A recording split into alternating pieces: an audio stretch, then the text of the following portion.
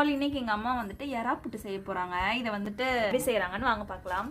கடாய் வச்சுட்டேன். காஞ்ச பிறகு இந்த எறாவை அப்படியே போட்டுடலாம்.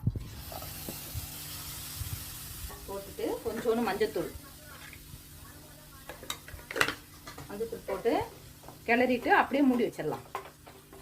இது வந்துட்டு எறாவை வந்துட்டு வேக வைக்கிறாங்க. எண்ணெயும் இல்லாமல் தண்ணியும் இல்லாமல் எறால இருக்கிற தண்ணியே வந்துட்டு போதும் வேகிறதுக்கு. மூடி வச்சிடலாம். ஒரே ஒரு வாட்டி கிளறிட்டு அந்த தண்ணி வத்திச்சுன்னா நம்ம எடுத்து அரைக்க வேண்டியதுதான். அவுச்சு வச்ச எறா வந்துட்டு சூடாறிட்டதுக்கப்புறம் இப்போ நம்ம வந்துட்டு மிக்சியில் போட்டுக்கலாம்.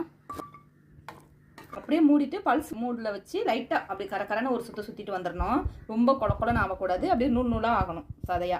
பெரிய எறானா நல்லா இருக்கலாம். இது குட்டி எறா தான். டக்குன்னு ஒரு சுற்றில் நான் எடுத்துக்கணும். இந்த அளவுக்கு போதும். ரொம்ப வந்து குழப்பலன்னு ஆகக்கூடாது. நல்லா இந்த மாதிரி குழப்பலன்னு இருக்கணும். வெங்காயம் நல்லா 2 வெங்காயம் நல்லா பொடிசாக அரிஞ்சு வச்சுருக்கேன். அதையும் இதில் போட்டுறேன். அப்புறம் 2 ஸ்பூன் குழம்பு மிளகாத்தூள் போட்டுக்கிறேன். போட்டுட்டு 1 ஸ்பூன் இஞ்சி பூண்டு பேஸ்ட்டு, அப்புறம் உப்பு போட்டுட்டு இது எல்லாத்தையும் நல்லா கையில் இந்த மசாலாலாம் ஒன்று சேர்ற மாதிரி பிணைஞ்சிடலாம். கொஞ்சம் மஞ்சத்தூளும் போட்டுக்கலாம். இது நல்லா கிளறிட்டு காய வச்சுட்டு எண்ணெய் ஊற்றிருக்கேன். காஞ்சிட்ருக்கு. 1/2 ஸ்பூன் கடுகு போட்டுறேன். பொரிஞ்சிச்சு. ஒரு பச்சை மிளகாய் பொடிச்சா ரோட்டில். அதுக்கப்புறம் இந்த நம்ம கிளறி வச்ச எறாவையும் வெங்காயத்தெல்லாம் கிளறி வச்சுக்கலாம். இதை அப்படியே போட்டுற வேண்டியதான்.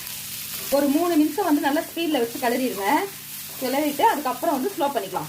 5 நிமிஷம் சிம்மில் வச்சுட்டு அப்பப்போ கிளறி கொடுங்க. அடி பிடிக்கும். அந்த வெங்காயத்தோட அந்த நரிச்சு இருக்கிறது போனோடனே நம்ம இறக்கிடலாம். அதுக்கப்புறம் கொத்தமல்லி தூவிட்டு எடுத்து வச்சு சாப்பிட்டீங்கன்னா அல்டிமேட்டாக இருக்கும்.